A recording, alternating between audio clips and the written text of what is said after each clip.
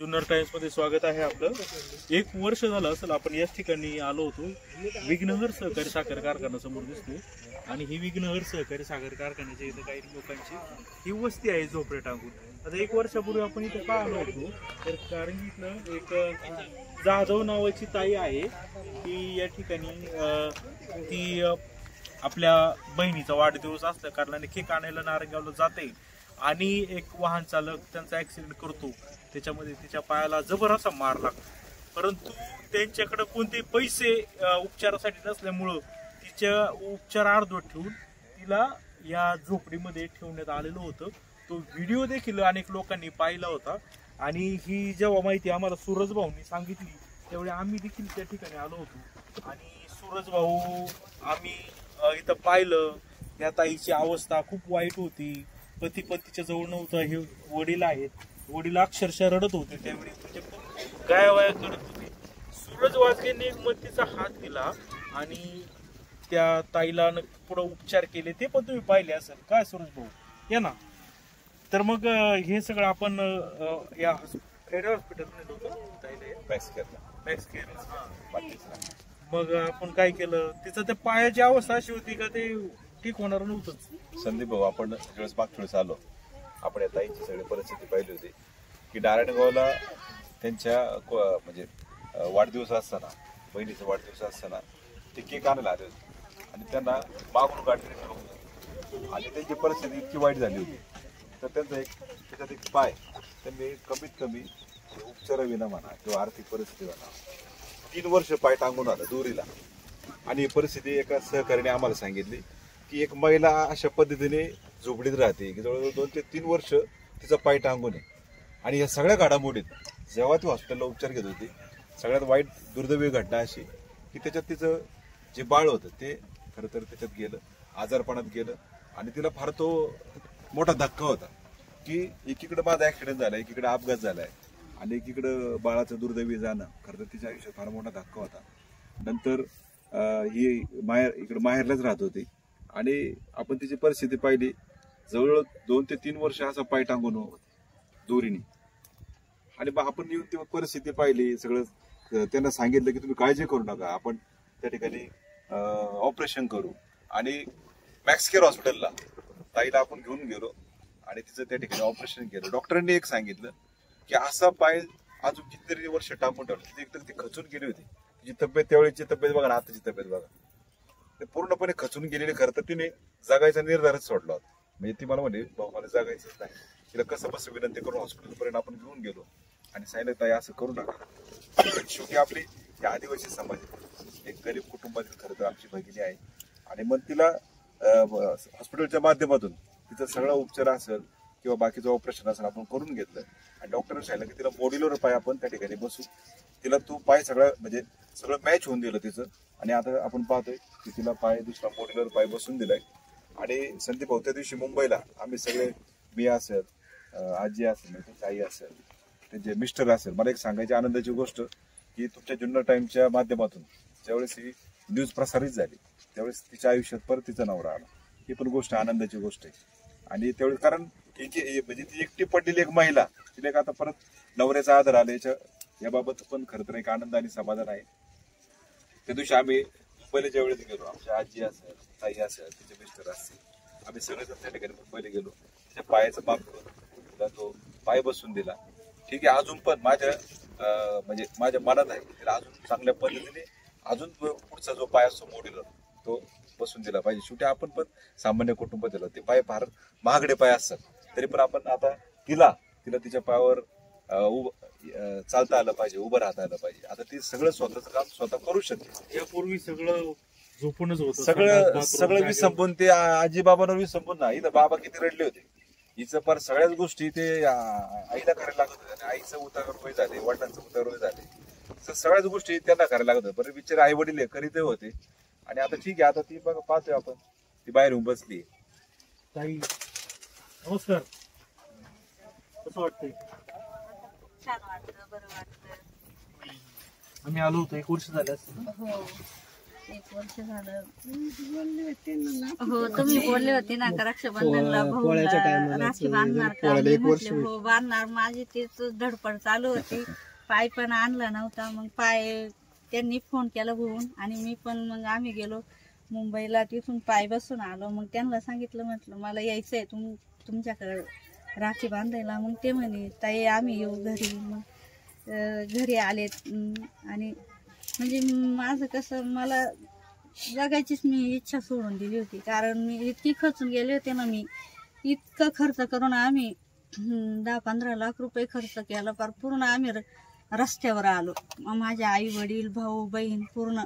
आणि तरी पण मला म्हणजे आमच्या घरादाराला यश आलं नाही. त्याच्यामुळे मग मला खूप हे वाटलं का आता आपले जगायची कॅपॅसिटीच राहिली नाही. आपण आहे ना म्हणजे आपण मरणारच किती काय केलं तर. आता खर्चाला काय आमच्याजवळ काही राहिलं नव्हतं. आमची संध्याकाळची जेवायची परिस्थिती म्हणजे खायला सुद्धा काही नव्हतं घरात.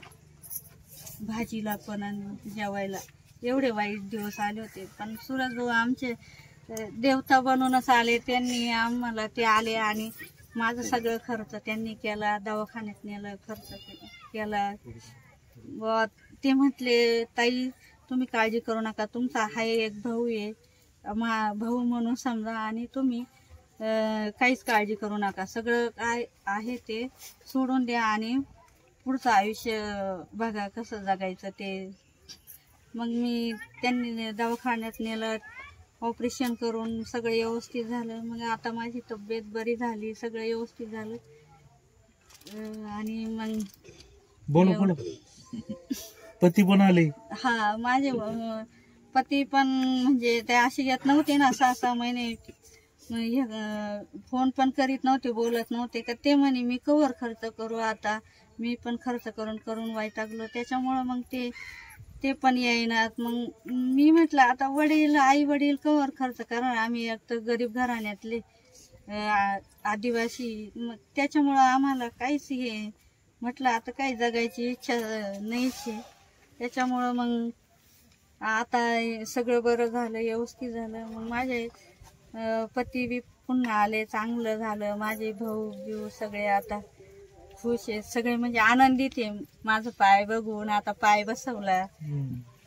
चालतं थोडंफार चालता येतं पण अजून एवढी. किती दिवस झाले करून आता पाय बसून 26 तारखेला आजच आहे.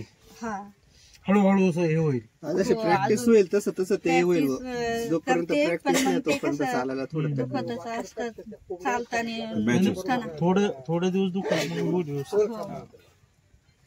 आता असं सूरज भाऊंनी आम्हाला एक नवी दिशा दिली. मला जगायची एक इच्छा मला निर्माण झाली का जाऊ दे आपले भाऊ आपल्याला भेटले देवा समान. त्यांनी आपल्याला जगायची नवीन दिशा दिली. जग दाखवलं. आणि माझा नवरा पण परत आला. माझे आई वडील सगळे खूप आनंदित आहे. मी पण मला पण खूप त्यांचं बरं वाटतंय. मी खूप आभारी आहे त्यांची. मला पण त्यांना आभारी पत्र लिहायचंय. मला एवढं काय म्हणजे बोलायची माहिती नाही. पण आता त्यांच्याकडूनच मी विचारून घेणार. कागदपत्र करून घ्यायचे मला. सर्टिफिकेट ते अपंगाचा दाखला वगैरे अपंगाचं सर्टिफिकेट देणार आहे. ते माझं फ्री मध्ये करून. एवढं बोलून मी त्यांच्याविषयी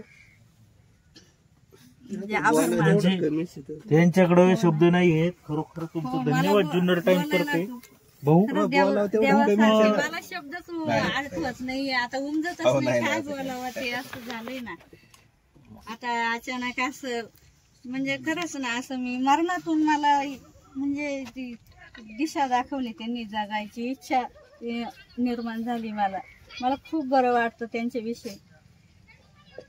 ते मला देवासारखेच भेटले आणि अजूनही पण मी त्यांना मरूपर्यंत विसरणार नाही. माझ्या भावाप्रमाणे त्यांना संपारीन जाईन. मरेपर्यंत रक्षाबंधनला ववाळायला जाईन. दिवाळीला पण जाईन.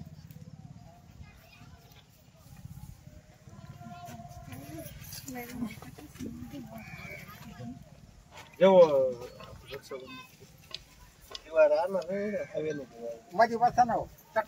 मध्ये बसायला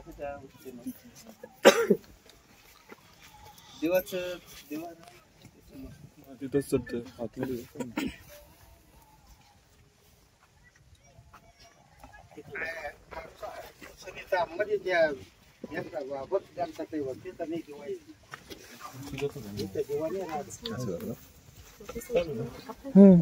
संदीप बोलायचं.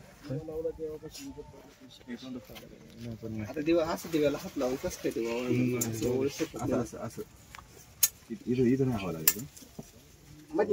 हा थोडं जरा मध्ये घेतला असतं तर बरं झालं. ते ऐका ना, ते बाजूला ठेवा. याला तर उभे राहशील ना तुम्ही. नाही असं नाही, खुर्ची घ्या, खुर्ची नाही का? इकडे घ्या, उभे नको त्याच्यात. आपण मला तसं नाही ना चालतंय शिवाय असं थोडं इकडं सरकून. हा व्हिडिओ कर.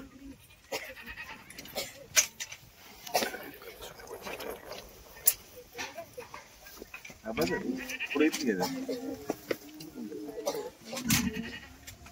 खुर्ची असं थोडे असं खरंच असं उभं राहिलं होतं राईट थोडं इकडूनच पण हवं लागायचं.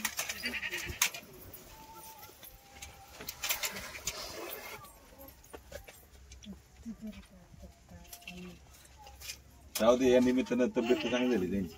नाही तर काय तब्येत खचून गेले होते. तसं म्हणजे आता जे खाल्लं पेलं त्याचं कधी त्याचा परिणामच होत नव्हता दुखण्याचा पाय विचार करून ते फारच अवघड झालं. हा आणि किती दिवस दुःख काढायचं असते ना. ते पण आहे. आणि थोडे दिवस असलं तर काय नाही तर वर्षानुवर्ष तसंच पडून राहणार. पडून तरी काय करणार.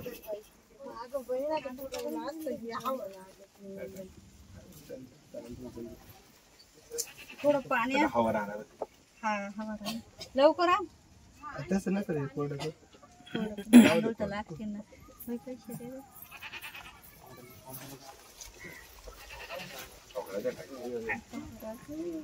मावसा ते चादर बिदर घरी असं धरू आपण तसं धरायला कसं काय करणार. एकूण का धरलं ना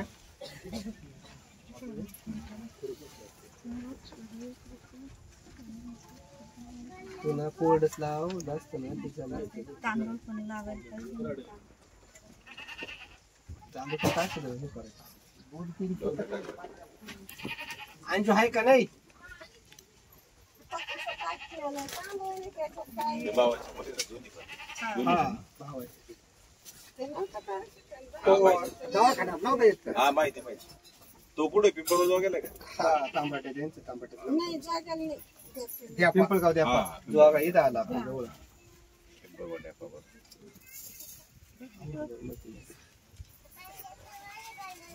इथं बघ काय ना.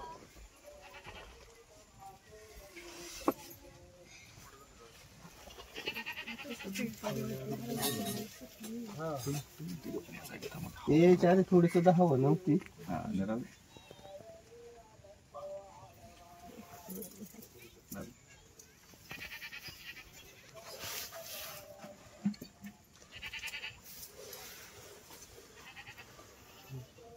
पिढा जाऊ बाई सर आजी.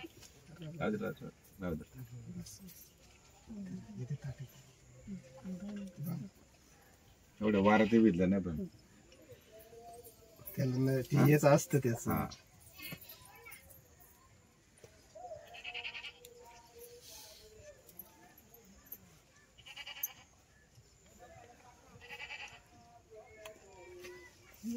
हा राहू.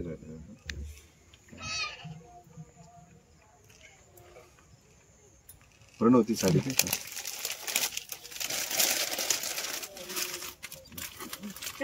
नाही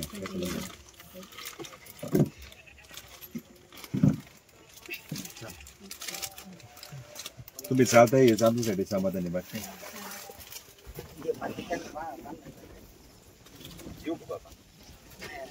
बांधा. संदीप भाऊ बांधा. संदीप भाऊ येतो ना बांध. तुमचं काळजी घ्या. ए माईक येतो. या ना तुम्ही. हा तुम्ही काही नका. हो